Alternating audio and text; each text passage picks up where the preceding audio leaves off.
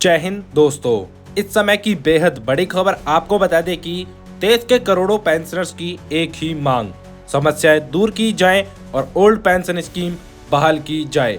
महंगाई बढ़ रही है, इलाज महंगा हो रहा है, लेकिन पेंशनर्स की परेशानियां अभी भी फाइलों में उलझी हुई हैं। क्या सरकार अब सुनेगी पेंशनर्स की आवाज या फिर ये मुद्दा एक बार फिर टल जाएगा? सूत्रों के मुताबिक ओपीएस और पेंशनर्स से जुड़ी समस्याओं पर सरकारी स्तर पर मंथन तेज हुआ है। बैठकों का दौर जारी है और फैसले की घड़ी नजदीक बताई जा रही है। लेकिन सवाल यह है कि पेंशनर्स की कौन कौन सी समस्याएं पहले सुलझेंगी? क्या ओल्ड पेंशन स्कीम की बहाली संभव है और इसका फायदा किन लोगों को मिलेगा? आज के इस वीडियो में हम आपको बताएंगे पेंशनर्स की मौजूदा परेशानियां, ओपीएस बहाली को लेकर ताजा अपडेट, सरकार का रुख और आगे की रणनीति। वीडियो को अंत तक जरूर देखिए क्योंकि ये मुद्दा सिर्फ पेंशन का नहीं, सम्मान और सुरक्षा का है। चलिए शुरू करते हैं पूरी जानकारी के साथ। नमस्कार दोस्तों, डीपीएल न्यूज में आपका स्वागत है।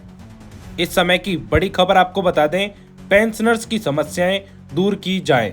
आपको बता दें, कोषागार के पेंशनर्स भवन में सेवानिवृत्त कर्मचारियों एवं पेंशनर्स एसोसिएशन की बैठक में मौजूद पदाधिकारी। आपको बता दें, सेवानिवृत्त कर्मचारियों एवं पेंशनर्स एसोसिएशन के तत्वावधान के कोषागार के पेंशनर्स भवन में बैठक की गई, जिसमें पेंशनर्स के देयकों एवं 8वें वेतन आयोग को लेकर चर्चा की गई थी। साथ ही पुरानी पेंशन मंजूरी की मांग की।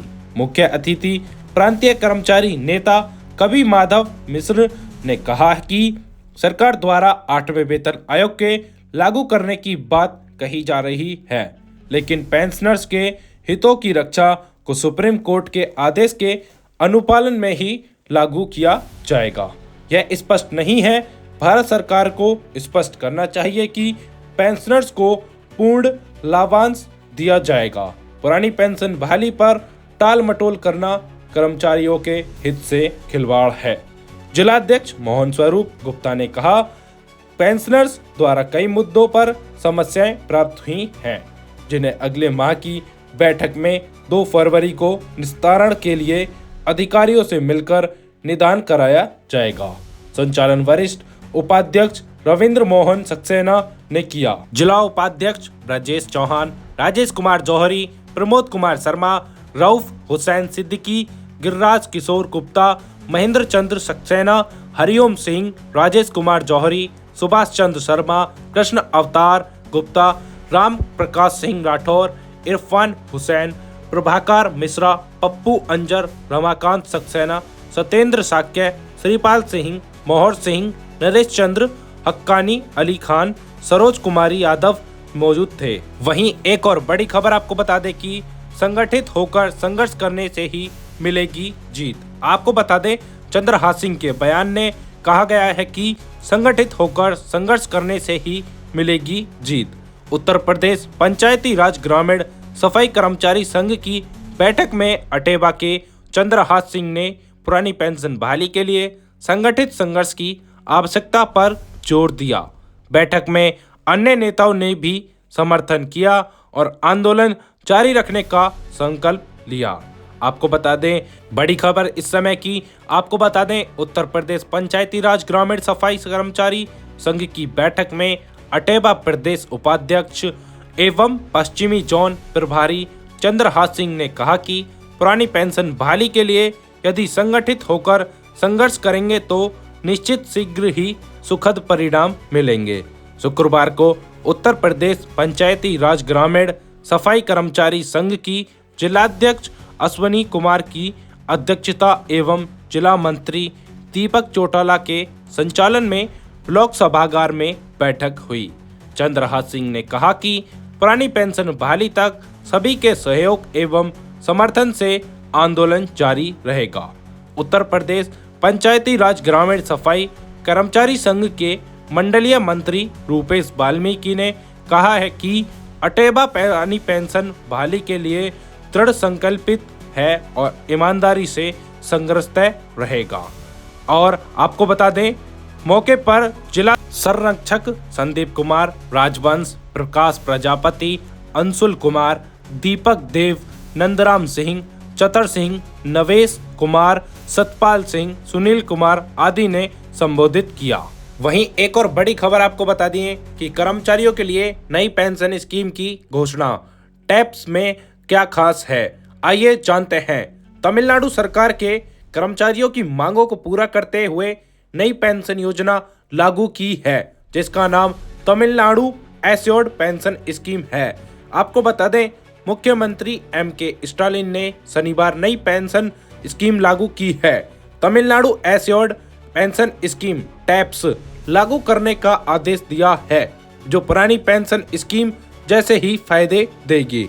इस तरह राज्य सरकार ने 20 साल पुरानी सरकारी कर्मचारियों और शिक्षकों की मांग को पूरा कर दिया है। तमिलनाडु ने सरकारी कर्मचारियों और टीचरों के संगठन, जिसमें JECTO, GEO भी शामिल हैं, जो अलग अलग यूनियनों का एक संघ है, कई वर्षों से पुरानी पेंशन स्कीम को फिर से लागू करने की मांग को लेकर विरोध प्रदर्शन कर रहे थे। इसी सिलसिले में 2021 के विधानसभा चुनाव से पहले वादा किया गया था कि अगर DMK सत्ता में आई तो पुरानी पेंशन स्कीम को फिर से लागू किया जाएगा। चुनाव बाद DMK की सरकार बनी, लेकिन सत्ता में आने के 4.5 साल बाद भी उनसे वादा पूरा नहीं किया, जिससे सरकारी कर्मचारियों और टीचरों में फिर से विरोध प्रदर्शन शुरू कर दिया। आपको बता दें, जैक्टो जियो ने ऐलान किया था कि अगर पुरानी पेंशन स्कीम लागू नहीं की गई तो वे 2026 के चुनावों में DMK के खिलाफ खड़े होंगे और अपनी मांगों को लेकर 6 जनवरी से अनिश्चितकालीन हड़ताल शुरू करेंगे। इस तनावपूर्ण स्थिति में तमिलनाडु के मुख्यमंत्री M.K. स्टालिन ने शनिवार को गारंटीड पेंशन स्कीम को लागू करने का आदेश दिया। आपको बता दें, तमिलनाडु सरकार की तरफ से आधिकारिक बयान में कहा गया, महंगाई भत्ते, DA में बढ़ोतरी जो कोविड-19 महामारी के कारण रोक दी गई थी, उसे 2022 से केंद्र सरकार के बराबर कर दिया गया है और बिना किसी देरी के दिया जा रहा है। सरकारी कर्मचारियों और टीचरों की मांग मानते हुए सरकार ने 1 अक्टूबर 2025 से सरकारी कर्मचारियों के लिए अपनी कमाई हुई छुट्टी सरेंडर करके कैश में लेने का तरीका फिर से शुरू कर दिया है।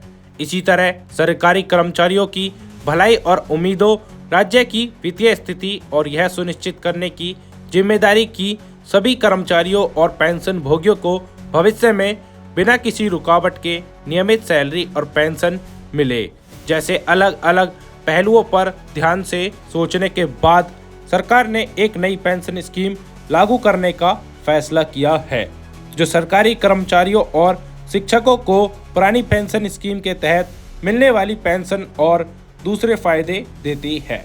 मुख्यमंत्री M.K. स्टालिन ने तमिलनाडु एश्योर्ड पेंशन स्कीम नाम की एक नई स्कीम लागू करने का आदेश दिया है, जिससे कई फायदे मिलेंगे। ऐसी ही डेली अपडेट्स के लिए सब्सक्राइब करें DPL न्यूज़ और बेल आइकन को दबाना ना भूलें, जिससे हमारी अपडेटेड वीडियो सबसे पहले आप तक पहुंचे।